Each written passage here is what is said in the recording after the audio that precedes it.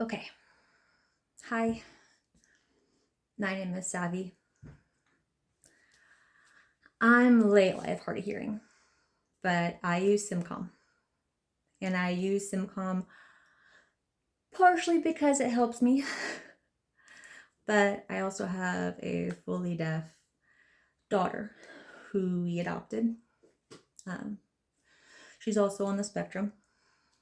She was diagnosed level 3, but that was when we adopted her 4 years ago.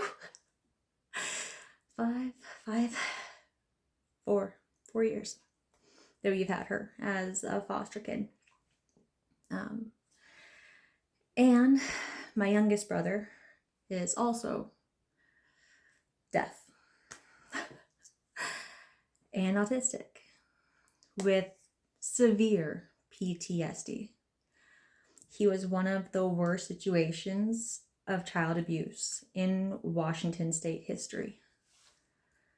He got yanked when he was 6'2", but he was 6 and 28 pounds.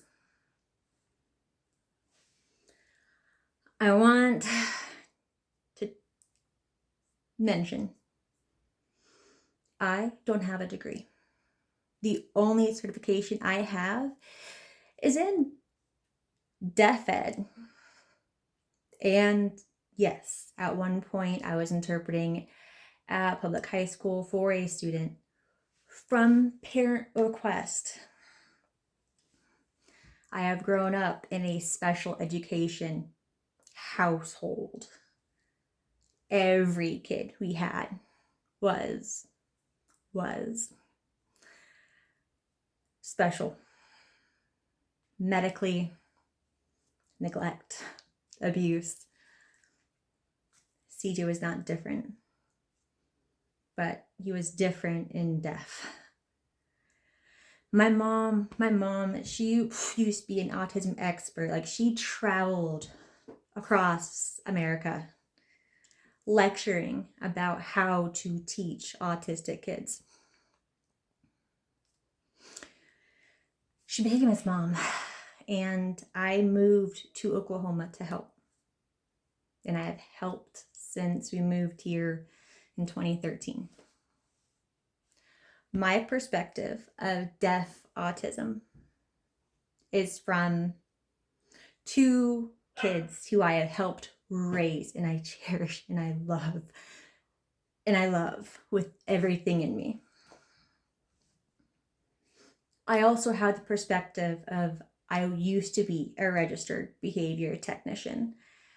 I spent short time as a director at an autism behavior intervention school in Ardmore. And during that time, I worked with several different schools, and it was a respectful relationship.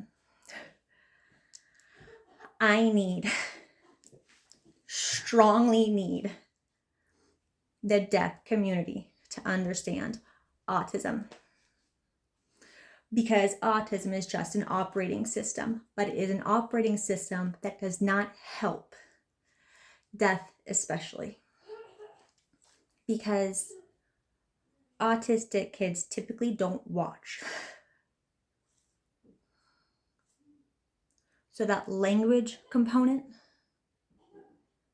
will take years to develop just because of how their brain works. And most hard of hearing deaf kids are born with hearing parents who don't know any sign. So how would they know? Language itself is huge. How we communicate with each other, how we express we are scared, we need comfort, we need to survive, we need food, water. How do they know? They don't. So it's not only language deprivation. Yes, they could know that you're their parents and that you love and want to take care of them. But with how we are trained and taught to take care of our babies, we overlook autism and death.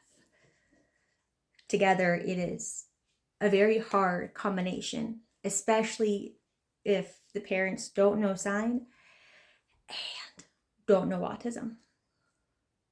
Your kid will present low every time. Their IQ will come back low every time. IQ tests are not made for deaf people. And IQ tests are not made for autism with language delays and deprivation. I say that because not having language and not having access to known security and connection, when we know that children physically can't, impossible to regulate themselves fully, they have to co-regulate. They need to partner up to come down. How do you partner up with the person who doesn't know how to connect with you? It's a lot. And when you add things like, auditory processing conflicts or sensory processing, especially when babies and kids born to hearing parents hear about what? Cochlears. You hear about hearing aids. Do you hear about the sign language? Do you hear about what best fits your kid's needs? Because I got 2 kids and neither are good candidates for hearing aids or cochlears. Why is the fix they get fixed? Why is not the fix I learn how to communicate so I can partner and co-regulate in their language with how they need? And I say this not from, standing on an island, watching you guys in your boat, telling you how to paddle. I'm in the boat. I'm in the boat.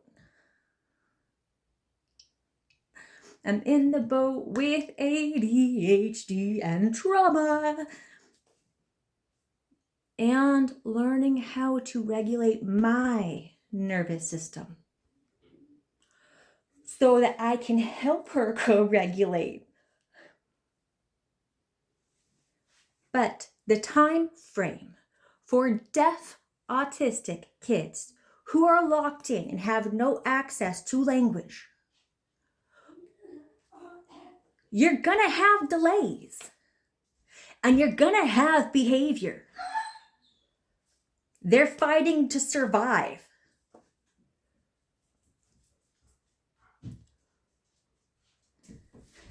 How do they know? Did you tell them? Did you teach them? Can they explain it back so you understand? And I'm not saying, oh, it's so easy. Like, I have fought for language for each kid we've had. And I'm now homeschooling my daughter because I expect more from her than her school did, which is fine. But I need the bar raised so that we can actually get these kids the support they need and the families can have better perspective. Your kid can, but that means you must. You have to meet more than halfway. They are locked in. So think of autism like an operating system. Okay? If autism is an operating system, that means that, your neurotypical people, fine, they're Apple. Looks the same, acts the same, basic. Well, I'm not saying neurotypical or basic. What I'm saying is you have an empty Android or Alienware, whatever your preference. But it is just a brick. It is a log. It is worthless if you do not take the time to download the software. They both have the same capabilities, but one is plug and play. One, you don't have to really do much. It has a lot of AI and it does it on its own way, the only way it knows how. Can you see why that system would be frustrated with a system that does not self-download, does not self-update, does not just magically have apps? It takes time. And honestly, it takes a lot of learning about yourself first. Because if they can't co-regulate, you are expecting a kid whose brain can't to do the impossible because you won't. And as, a parent who spectrum, I have my own sensory, I have my own mess that I am working through, but that is why I'm saying you have to know and clean up your triggers because they are your responsibility. And your kid can't. And if your kid has no language and not really understanding how communication works, they have no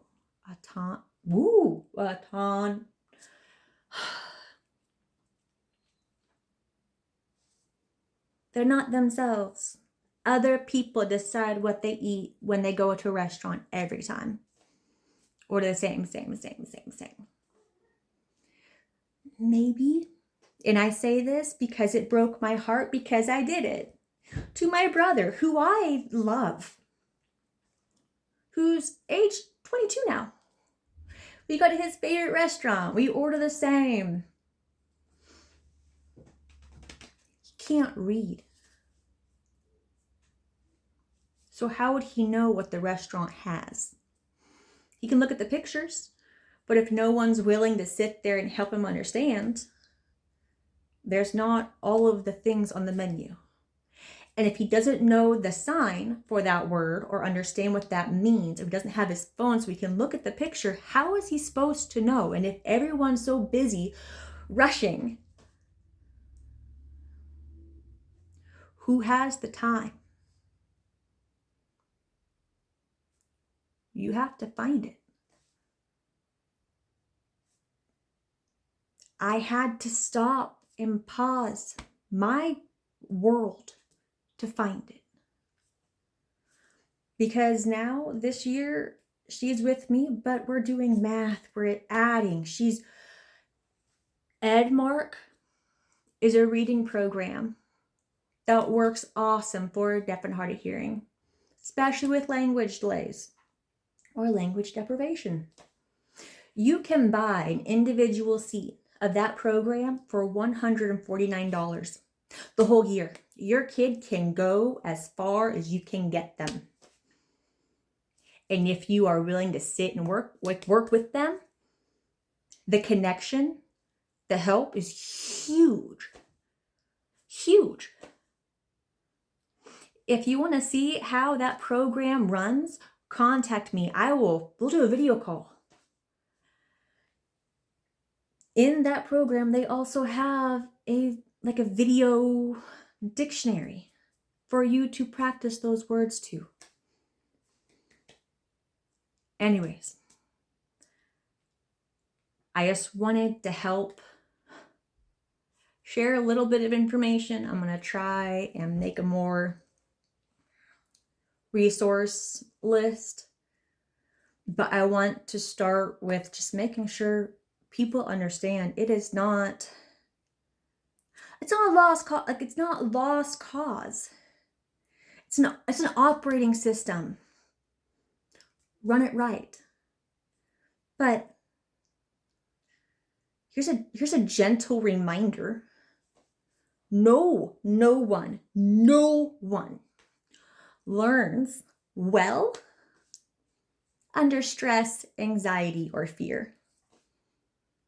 Okay, so all of your anger and frustration about being late, I promise they feel it already. And they're trying to deal with their own without trying to also feel and deal with yours. You have to understand the operating system and how to download and how to connect. How are you going to do that if you don't know what computer you have? And I'm not saying every autistic kid has the potential for supercomputer status. There's so many comorbidity. And because we all just became curious about neurodiversity as a whole, like population, okay? There's not a lot of research. So it may be that some computers like ADHD and autism, so you have so many who are ADHD, it's more about the cataloging system, how the brain processes information, how it files it, stores it. But, some computers have RAM capacities, memory capacities. Some might have overheating issues. You could have, DYS. So sorry, Kristen. Dyslexia. You could have OED. You could have severe trauma. And also remember, okay, a kid with ADHD has the same size. Same. Oh, I'm sorry, Charlotte. What is wrong? Amygdala. Your stress response. Reaction? Yeah, that area that causes the full body physiological response to stress and emotion, that is the same size as an adult with complex post-traumatic stress disorder. Okay? So stop acting like the 8-year-old should have more control than the 32-year-old. Sorry. We're not doing that. Everyone gets mercy and understanding when they're trying their best. Okay? Anyways, I love y'all. We have good people in the community, but we need to do better for those who can't. My opinion. See y'all later.